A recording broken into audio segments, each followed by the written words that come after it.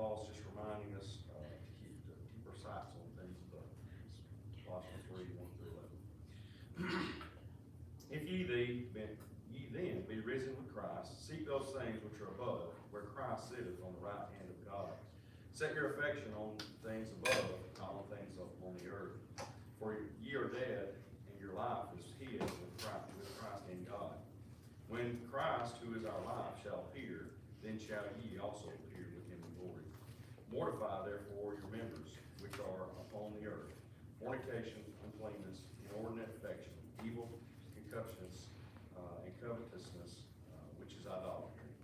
For which things sake the wrath of God cometh on the children of disobedience, into which ye are also walked sometime, when ye lived in them. But now ye also put off all these: anger, wrath, malice, blasphemy, filthy communication out of your mouth. Lie not one to another, seeing that ye have put off the old man with his deeds, and have put on the new man, which is renewed in knowledge after the image of him that created him, where there is neither Greek nor Jew, circumcision nor uncircumcision, barbarian, Scythian, bond, nor free, but Christ is all and in all. Larry, can you please pray? Father, we thank you again for this opportunity to come to your house, Lord, and thank you for Philip and sharing this devotion with us this morning, Lord. Lord, just bless you and his family. Lord, we just pray that our blessings on our church and all the ones that make it up, Lord. Lord, just pray now that you be with the ones that's on the prayer list, be the ones in the hospital, nursing home, the ones that's lost loved ones. Be with each one that has a part today, Lord, and we just pray that if anyone here today doesn't know you, Lord, as their personal Savior, that this will be the day. Lord, just go with us now, forgive us for we fail you, grant us faith. Okay.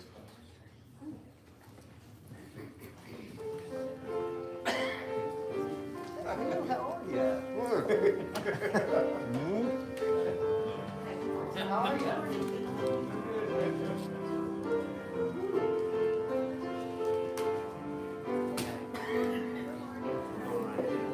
Did a good job. That was good, other than Yeah. good, thank you. Go where? And there was one year, been out there once, somebody paid my way. Well, I said, hey, Did somebody pay you way?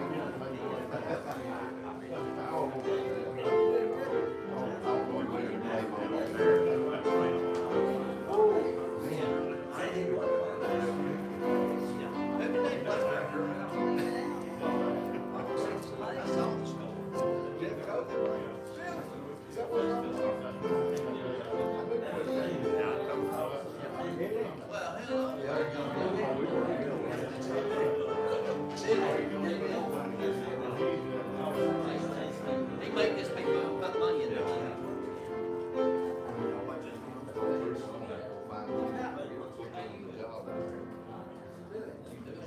Get me out of that. still do it. A couple in there for us, Harold.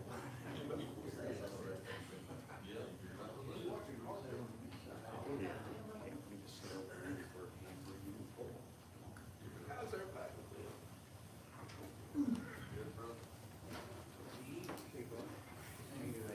How we doing?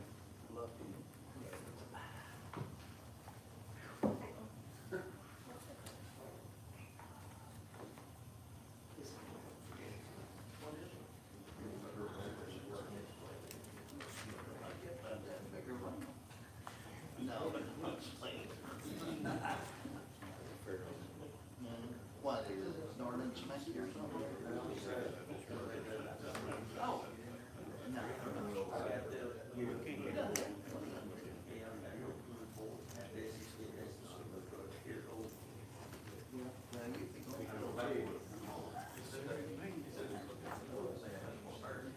Well, they ain't never blessed the food.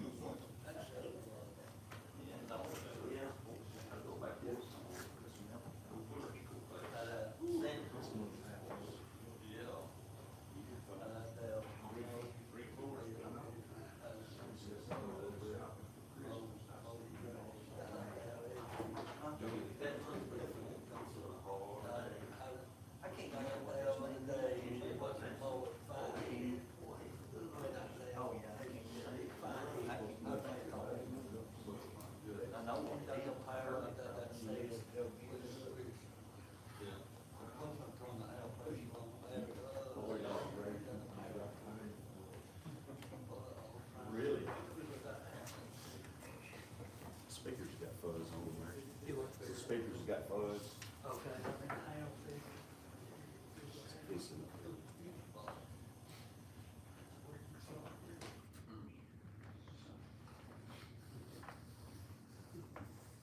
Good morning.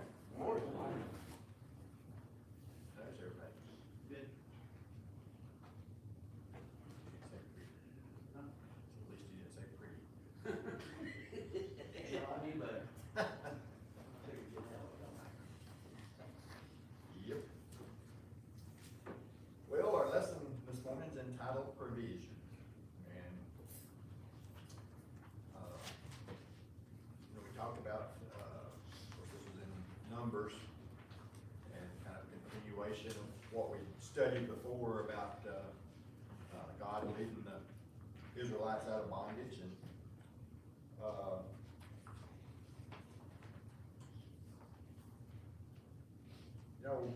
and we talked about that, the Israelites were just kind of hard to satisfy, wasn't it? They like to whine for pretty good. Maybe. Or just about any other, no.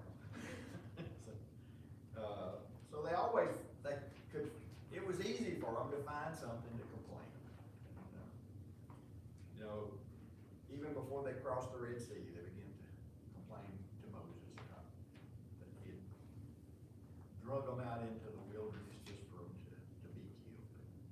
And then God did something miraculous before them and allowed them to cross over the Red Sea and on dry land. And but then when they got to the other side, they had learned a thing. They were just as bad as they had been before. And it says that, they began to complain to Moses that he had brought them out in the wilderness and they was going to starve to death. So Moses intervened on their behalf and God sent them manna. And it said for just a little while, it was good. But then they began to get tired and they wanted something else. Does that sound like anybody you know? Everybody you know? You reckon, part of it's because of the work they had to do to get it?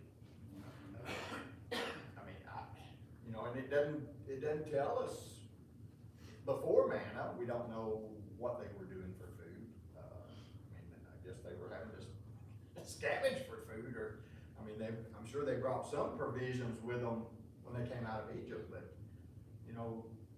this has been a long time since they left Egypt, so, if they brought provisions, they were probably running short, and, it's kind of difficult probably to run something down that you wanted to eat. They didn't have gardens, and, they complained about this to Moses here, that a lot of the stuff that they said that they were used to, they didn't have anymore. I got a question about that. Was this, it said that they left Sinai, was this, before they went for the first time to the promised land? I don't know. Cause if it is, they hadn't even been out there that long. Right. It said that they had just left Sinai here, so it was, it's a good possibility that it was before that, so, I don't know. But it says, he talks about something interesting here in verse 4 of Numbers chapter 11. It starts off, in this version, it says, the riffraff among them had a strong craving for other foods. Who was the riffraff that was among them?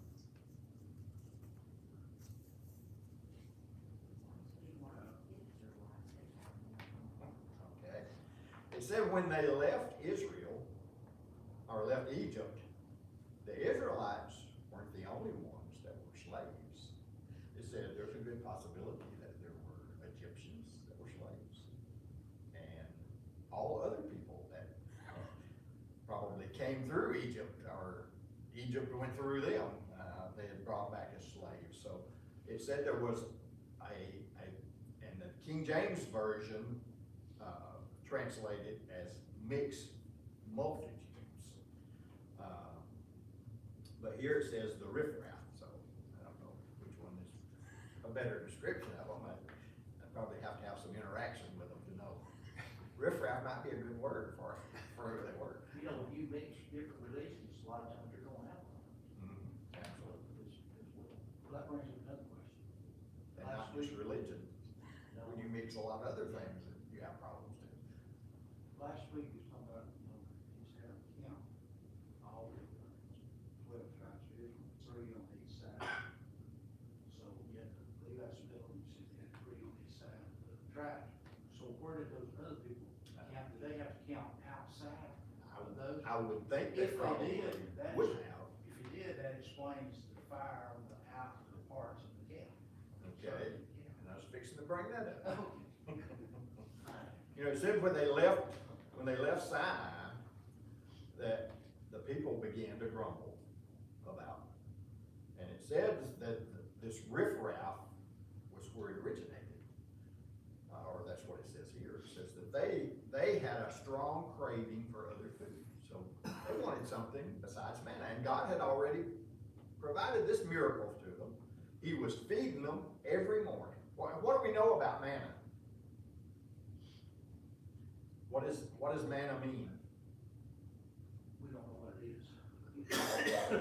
Wonder bread. Yeah. It says it could be translated as, what is it?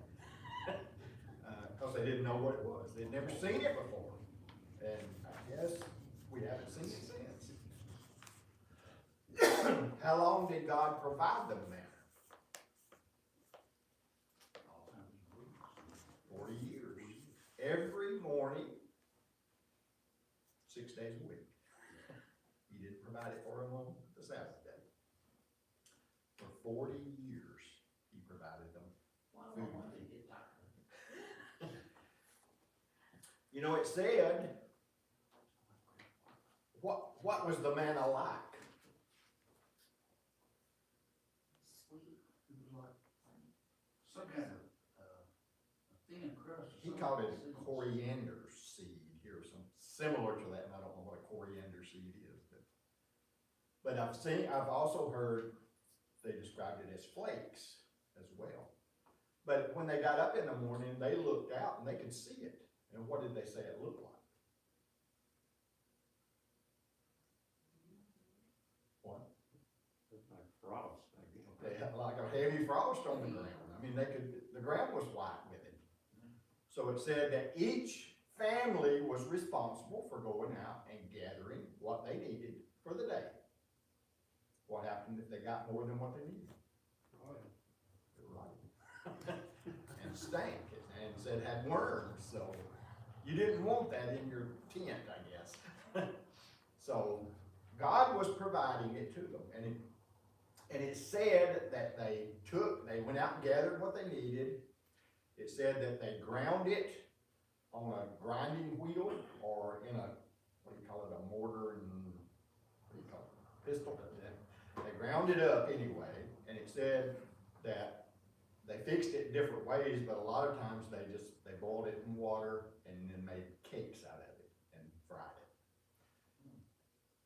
it. They just like drug worms. Well, that doesn't even sound appetizing. It's a day, see, someplace. That's true. But just when you got a choice of that or dirt, I mean, that's a good delicacy. But it said that it tasted like what? Finest oil, What? finest oil. Okay, it said it tasted like a cake that you would go to a baker, and it was made of the finest things, that it tasted like it was made of the finest ingredients that you could ever get. And it said that it provided all the nourishment that every person needed for that day. They didn't need anything else. God was providing them everything that they needed to get through that day. But it says the riffraff among them had a strong craving for other food. And it said they began to complain. And it said when they began to complain, what happened? Imagine all of them pitched in with them. Okay. The Israelites joined in with them. What happened to Moses? They complained to Moses. Stress level went up. What? His stress level went up. Absolutely. Yeah, I'm sure. He was not happy having to listen to them. I mean, But more importantly, what happened to God? Who were they complaining about, really? I mean, they were complaining to Moses, but Moses didn't provide them the manna. He's not the one that brought them out of Egypt. He's not the one that allowed them to cross the Red Sea. It was God they were complaining against. And it said that God, He was leading them with what? As a people, as they journeyed along, what was He leading them by? What? The cloud. Okay, and at night, what was it? fire. Fire. But it said that fire, it said it provided some heat to them in the desert. It provided them light at night. It was like a night light to them. Security. But it said there was also judgment in that fire. And it said when they began to complain, it said God was angry with the people of Israel. And He sent the fire out of that cloud. And it said it started on the outskirts of the camp. And it started burning. And it said people were consumed by the flames. And it said that the people began to cry to Moses, and he prayed to God, and God took it away. But there were people that were consumed by his anger because of what they were doing. What was it they said that they wanted? He says here that they had a strong craving for something else. What? Crappie. They did ask for fish. I know.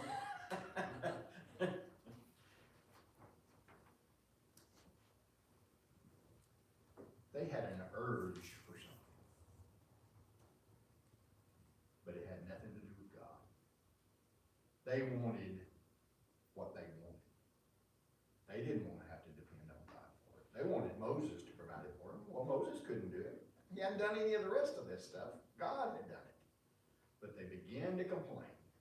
And they said they asked for other food. And what did He give them? Quail. You like quail? Number one. Would you like it every day?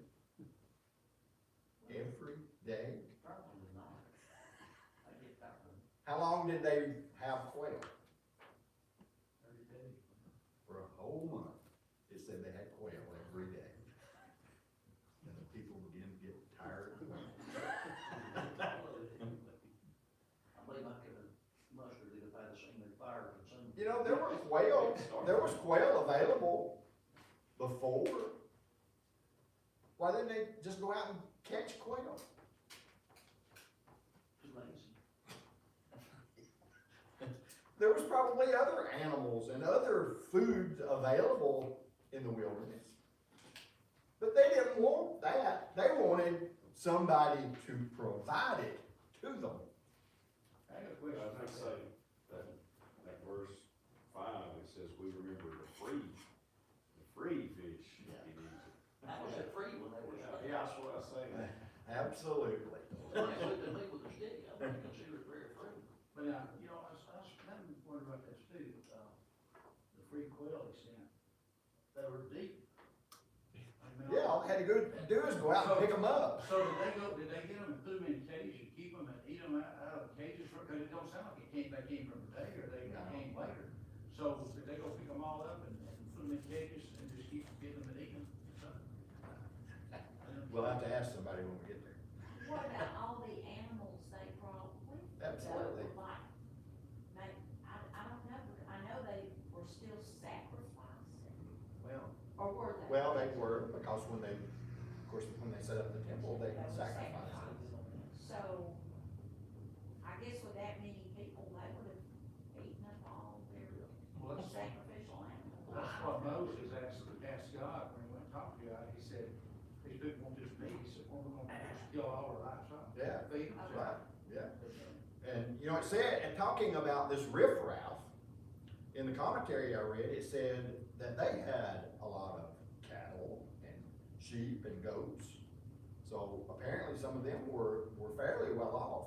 It doesn't really say who they were, but they saw an opportunity to get out of Egypt, and the Israelites allowed them to go with them, so they took advantage of that situation. And they left with them and took everything they had. But they didn't want to eat their animals. They wanted to eat something else. But it wasn't just animals. It said that they also, while they were in Egypt, they had 3 fish, they had cucumbers, yum, melons, leeks, onions, and garlic. Of course, Smell good. what? Smell good. It would. I mean, if cooking, that would have smelled, if all that mixed together would have smelled really good. I mean, and it gave flavor to whatever they were cooking. So, you know, it was something flavorful. But what was the problem with it?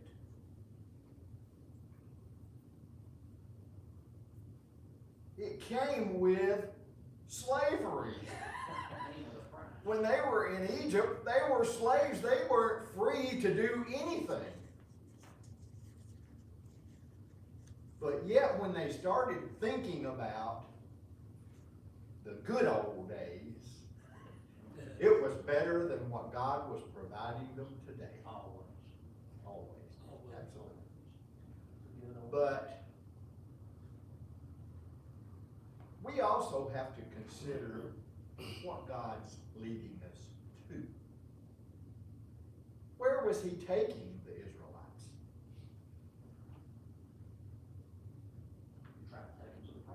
He said, I've got a land for you that is flowing with milk and honey. He said, this land will provide you anything and everything that you will ever need.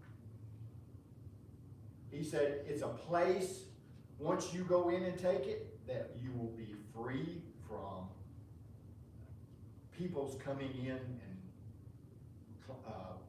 creating wars against you. He said, I'm going to fight your battles for you. He said, you're going to have a perfect place that I'm going to provide for you. That's where they were going to. Where they were coming from, they had nothing, and they were slaves. But where they were at right now, they wanted something else. They weren't satisfied with what God provided. And you know, there's a lot of people in the world that are in that same shape right now. They are never satisfied with what they have. They're always looking for something else. But he says here, we remember the fresh fish we ate in Egypt. How good they were. They probably wouldn't use it. Yeah. When you hadn't had fish or anything else to eat, they probably were really good to them. They probably would have been really good to them in the wilderness too, but there were no fish in the wilderness. So they said they missed that. You know, wouldn't it have been a real miracle if God had sent fish to them in the middle of the desert? These fish just came swimming into the camp with no water. But he sent them quail. And it said that he sent so much that they got tired of quail. So it only lasted for 30 days. But God's manna lasted for 40 years. The quail, I mean, there was nourishment from the quail. I mean, it's a protein, so I mean, it did provide nourishment to them. But it didn't provide them everything that they needed. But it said that the manna provided everything something that God created just for his people. He knew exactly what they needed, and he provided that for them. And his goal was to take them to the promised land. But they refused to go. So for 40 years, they spent a whole generation, lifetime, in the wilderness. And that generation died off. You know, it says here that even the Israelites wept over their situation. It said it was like a bunch of spoiled kids that couldn't get their way. They cried because they didn't have anything but manna to eat. Well, Pharaoh, God was trying to build up a trust between him and his people. Because what he was trying to do, he took that moment, we're basically the same way. Absolutely. I mean, what was God doing with his people? He was teaching them to follow him. He was leading them during the day by a cloud, and he was leading them at night by a pillar of fire. Every morning they got up and went out, and there was the food they needed for the day. He provided day by day what they needed. They didn't have to worry about tomorrow or the next day. They learned to believe that God was going to provide tomorrow and the next day and the next day, just like he had for today. So he was trying to teach them something here, but a lot of them didn't learn it. In verse 6 it says, "But now our appetite is gone." There's nothing to look at but this manna. This miracle of God that he provided for his people, that nourished their bodies, they complained that that's all they had to look at. And then he goes into a little description here of what it was. It says the manna resembled coriander seed, and its appearance was like that of, is that bdellium? What is that? It's a resin for the tree. Okay, it said it was something like tree sap. It was Right. something that was sticky. So I guess you could make cakes out of it. I don't know. It's a fruity flavor. A what? It has a fruity flavor. Okay. Well, and one of the things in the commentary I read, it said it would be like a nice donut or something that we'd eat today. So, you know, it said it was really good. It had a very good taste. And it says the people walked around and gathered it. They ground it on a pair of grinding stones or crushed it in a mortar, then boiled it in a cooking pot and shaped it into cakes. It tasted like a pastry cooked with the finest oil. When the dew fell on the camp at night, the manna would fall with it. So he provided for them every day exactly what they needed. Except on Saturday. I guess the sixth day. Whatever day it was. What? Right. That was the only day. And would that not have been something miraculous? I mean, if you went out on Monday and got too much, then it rotted and stank and had worms in it and smelled up the whole tent. But if you went out on Saturday and got enough for 2 days, it lasted 2 days. You would think people could see that and see God at work. It's just their water getting bigger than their ears. Yeah, So we have nothing but everything we need. Right. And there wasn't anything else that they needed. It's what you said. Their water was too big. And their clothes didn't wear out. They didn't need new clothes, they didn't need new shoes. The women wear the same clothes they. Now, they probably had some changes of clothes, it just said that their clothes didn't wear out. Didn't say they only had one outfit. You know, it said when they left, they plundered Egypt, so they took everything they could get their hands on. Can you imagine the women having one pair of shoes?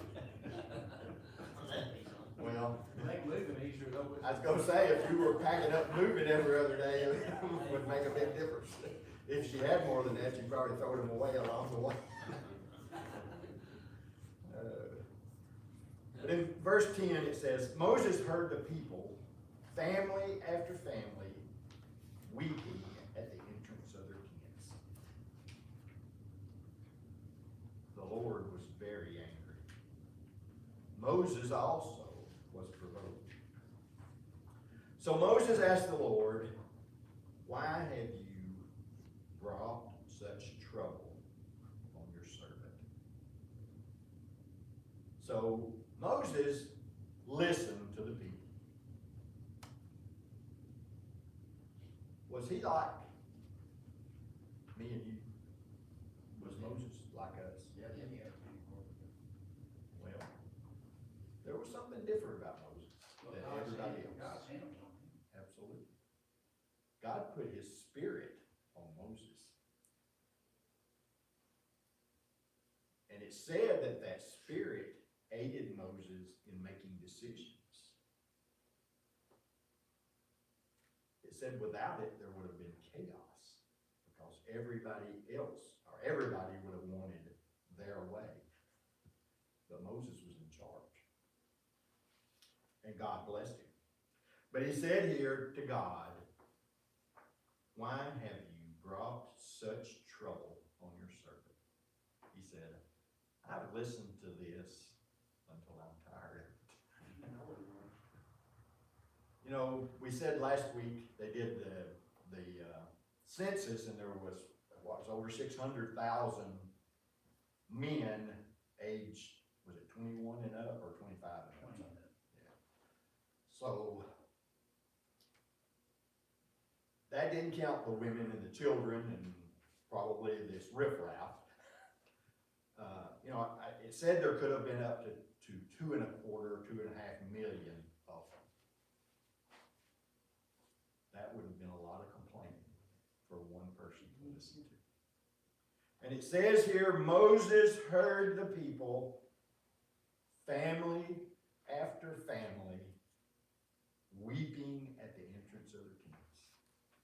Everywhere he went, they were weeping and complaining to Moses.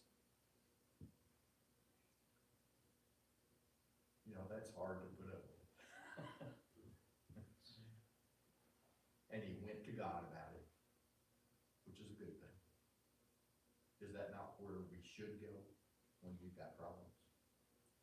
When we have no control, and Moses was to a point he knew he had no control. We need to take it to God. It says that God was very angry, and Moses was even provoked. And he asked God why he brought such trouble on his servant. Moses said, I'm just trying to do what you told me to do. And everyone is against me. What did God want to do for Moses?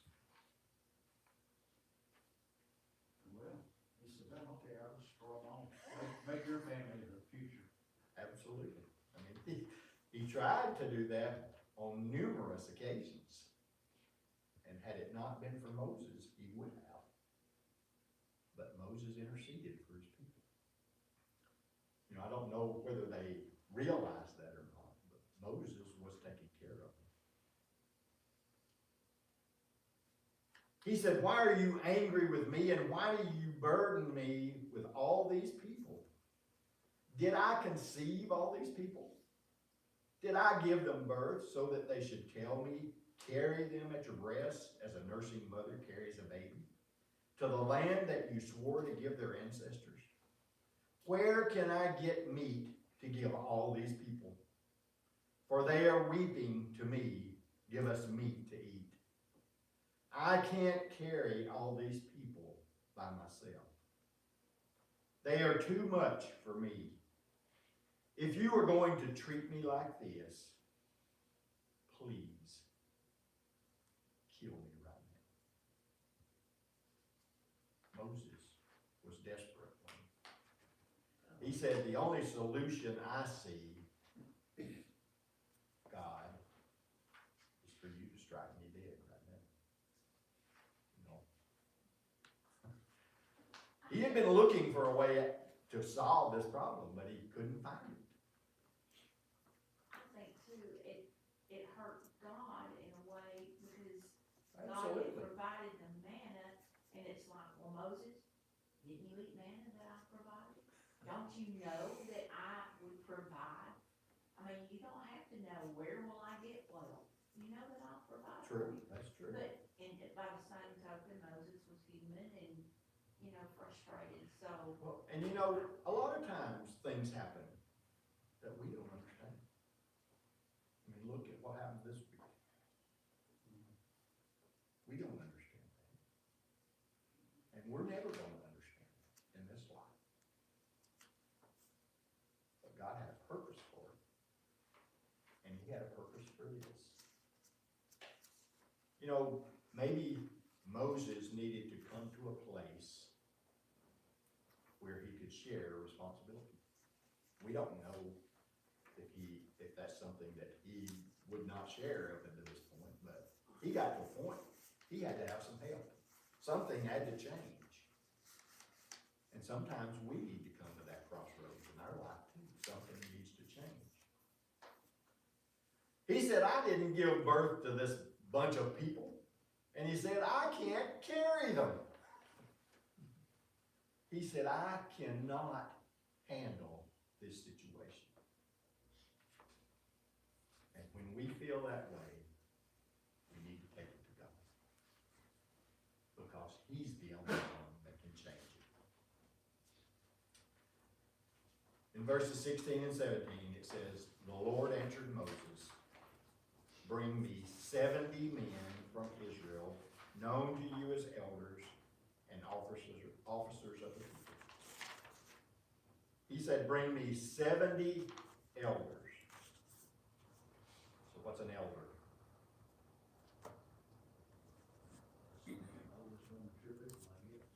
Old people. Why did he want old people? They've been there, done Wisdom, Family leaders. Absolutely. They had responsibility to lead and take care of their own families. They had experiences that they had to make decisions through. They had shown themselves, and this wasn't just every old person in the group. It said these were old people who showed themselves to be leaders among their families, who were responsible people. People would follow, What? and the people would follow. Right. He didn't say, bring me somebody that you feel good about, that one of these days is going to make an elder. He said, I want somebody that's ready right now, that's already where I need them to be. He said, bring me 70 men. And it said that this, more than likely, was the beginning of the Sanhedrin, because it is made up of 70 religious leaders led by one leader, what they call it, chief priest or whatever he was. But he said, bring me 70 elders. And he said, take them to the tent of meeting and have them stand there with you. So what was the significance of taking them to the tent of meeting?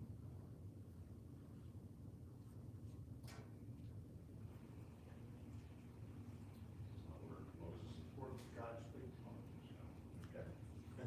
That was the purpose of the tent of meeting. It was where God met Moses and talked with him. So he said, you come to the tent of meeting. I've got something to tell you. But he said, bring these 70 men with you. He said, have them stand there with you. And he said, then I will come down and speak with you there. This was something that was going to be visible to the 70 men, but not only the 70 men. Don't you think that a lot of other people came just to see what was going on? I don't know, they couldn't get there because, the Levites surrounded the tent, and none of the other tribes could come. He said, if any of the other tribes came here, the Levites were killed. But, I mean, they could have watched from a distance to see what was going on. You know, it talked about when they sanctified the temple, that the people surrounded the temple on the tent to see what was going on. And the altar was raised up where they could see into it, see what was going on. So, but he tells them here to go to the tent of meeting, and he said, I will come down and speak with you there. He said, I will take some of the Spirit who is on you and put the Spirit on them. You know, when God called Moses, he told him, he said, I'm going to go with you. He said, you don't have to worry about anything that Pharaoh has in his little bag of tricks. He said, because I'm better than he is. And he said, I'm going to be weak the whole time. Of course, Moses still said, man, I can't talk. So he gave him somebody that could talk. But God's Spirit was on Moses. And it said, without that Spirit, he would never have been able to deliver the Israelites out of Egypt. Do you think you could have withstood Pharaoh on your own? No. Absolutely. You know, if God wasn't protecting Moses, I'm sure Pharaoh would have just killed him and been done with it. I mean, he could have done that. But God was with him. And he told Moses here, he said, I'm going to take just a little bit of that Spirit that I gave you. And he said, I'm going to pour it over these 70 men. Why do you think he did that?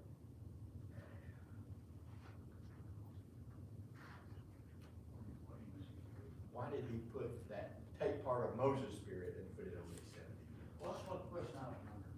Did he actually take some of Moses? The writer said he gave the Spirit like Moses had. So did he give him some of his Spirit like with Moses, or did he give him part of Moses, And I without think, that part of the Spirit Moses had? I think the King James Version says something different than this one does. But, I mean, I don't know where they got this, but it says here, I will take some of the Spirit who is on you and put the Spirit on them.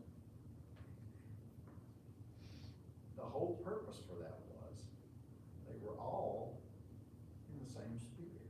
They all had the same Spirit of God on them.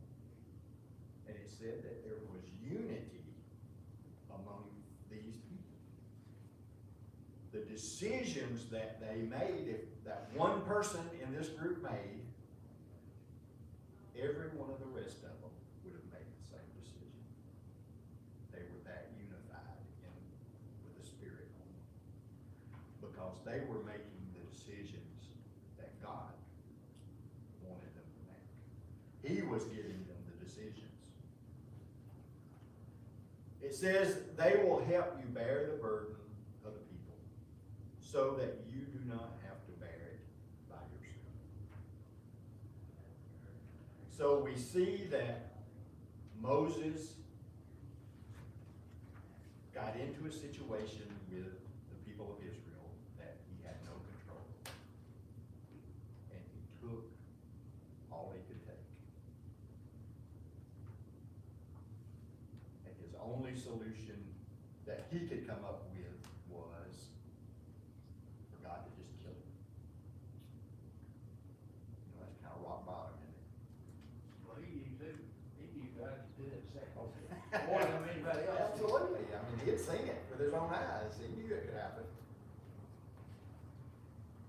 instead of worrying over, well, he did worry about it, and was concerned because he took it to God. Instead of just giving up hope, he took the situation to God. And he spread it out before God. And he said, "You've got to do something." And what did God do? He did something. God will do that for us every time. He said, "I will never leave you, and I will never forsake you." God will take care of us. Is there anything wrong with questioning God? It's on what motive your question. Not true. But if we in faith go to God and tell him, "I don't understand why this is happening," I think that's exactly what God wants us to do. He knows how we're made up. He knows everything about us. He knows we don't understand a lot of things. But he does. And he said, "If you will bring it to me, spread it out before me, and ask me for help," he said, "I'll do something. I'll take care of it." And he told Moses to pick these 70 men. He said, "I will put my spirit on these men, and they will help you to do your work." He said, "This will take the burden off of you." God will do that for all of us if we just put our faith and trust in him. He said, "Bring it to me, and I'll take care of it." That's his promise, 1 Peter. God continued, it said, for 40 years to provide everything that his people needed. They had manna every morning for 40 years. When they were in a place that there was no water, did they have to dig a well? He gave them water out of the rock. I mean, it just started gushing out of the rock. How many times have you seen that? God can do whatever it takes. Whatever he chooses to do, he can do it. And he chooses to love us. And he chooses to provide for us. If we put our faith and trust in him. Any comments or questions? I like that last sentence down there, Farrell, that you were just talking about. It said, God never rebuked Moses for his tirade. Instead, he graciously provided what Moses needed. Absolutely. Well, I'm always asking for what I don't need. You know, he didn't, there's nowhere in the Bible he says that I will provide your wants. But he said, I will provide everything that you need. And he does that for us. I wonder about this process of choosing the 70 elders. You know, that was a lot of people, so I guess the Spirit of God let Moses' heart know if that man was, I'm sure, or if he had help in choosing, you know, who do you recommend that? You And know, I'm sure he had some trusted people, and, Caleb and Joshua were trusted people that he used to help him carry out his daily responsibilities. And I'm sure there probably were others. I mean, he knew a lot of these people. You spend that much time with people on the road, you're gonna know way more about them than you want to know. You go there and go tell that one. But, I mean, I'm sure there were people who were the elder of each family or each tribe. And I'm sure, you know, those were trusted people that he could depend on. And they could help choose who in their family would fill that position. But I'm sure God led them in that process as well.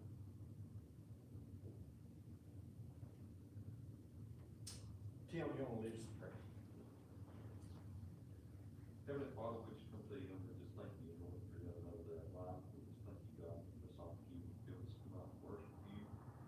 We just thank you, Father, for Brother Farrell and leading us in this Sunday school lesson here today, dear God. We just ask a special blessing upon him. Most of all, Father, we just thank you for just supplying our needs on a daily basis, dear God. We just pray now, Father, that you just continue to watch over this church. We just pray, Father, we'd always be found seeking after your will.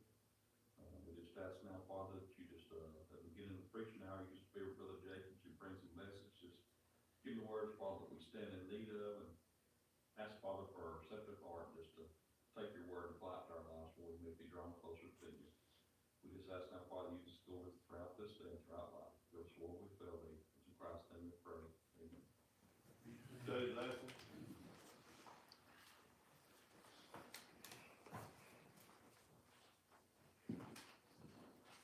Daily Bible reading.